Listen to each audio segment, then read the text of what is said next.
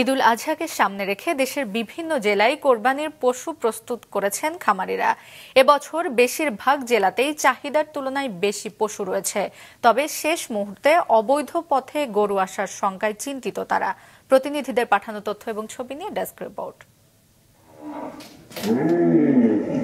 রংপুরে এবার কোরবানির ঈদে প্রায় 14 লাখ পশুর চাহিদা রয়েছে, আর প্রস্তুত রয়েছে 20 লাখ। দানাদার খাবার দিয়ে পশু মোটাতাজা করা হয়েছে বলে জানান খামারিরা। তবে শেষ মুহূর্তে অবৈধ পথে ঢোকা গরু হাটে ওঠানো নিয়ে চিন্তিত তারা। একজন গরু বা ছাগল এটা কিন্তু শুধু আমাদের ব্যক্তিগত সম্পদ না, এটা রাষ্ট্রীয় সম্পদ। এই সম্পদকে যদি রক্ষা করতে হয় তাহলে অবশ্যই বাইরের গরু ঢোকা বন্ধ করতে হবে। দেশের বাউন্ডারি অর্থাৎ ইন্ডিয়া থেকে যেন কোনো প্রকার গবাদি পশু বাংলাদেশ ঢুকতে না পারে, এই জন্য বিজিবি তাদের রিপ্রেজেন্টেটিভ উপস্থিত ছিল, তারা সার্বক্ষণিকভাবে সতর্ক আছে। দিনাজপুরের হিলিতে 15,200 পশুর চাহিদার বিপরীতে রয়েছে প্রায় 16,000। সব গরু দেশীয় পদ্ধতিতে লালন পালন করা হয়েছে বলে জানান খামারি ও প্রাণী সম্পদ কর্মকর্তা। যে ন্যাচারাল খাদ্যগুলো আছে, ঘাস আছে, খড় আছে, খৈল আছে, ভুসি আছে, এগুলো খাওয়াই কিন্তু মোটাতাজা করা হচ্ছে।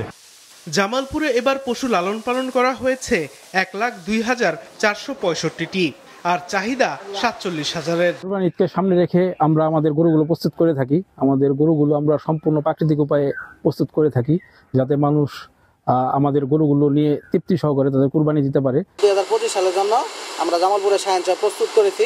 তো এই গরুটির আমরা দাম চাচ্ছি 6.5 লক্ষ টাকা। তাই সবসময় জীবাণু থেকে 10 গুণ বেশি সুরক্ষিত থাকতে ডেটল হ্যান্ড ওয়াশ।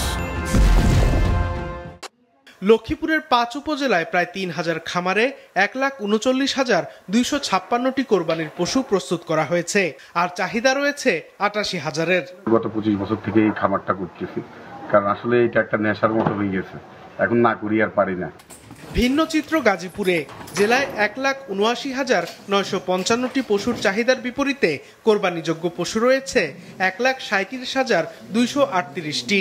ঘাটতি 42,717টি। তবে এই ঘাটতি অন্যান্য জেলা থেকে আসা পশুতে পূরণ হয়ে যাবে বলে আশা ব্যাপারীদের। সাদিকুর রহমান সিদ্দিকী, মাছরাঙা, নিউজ ডেস্ক।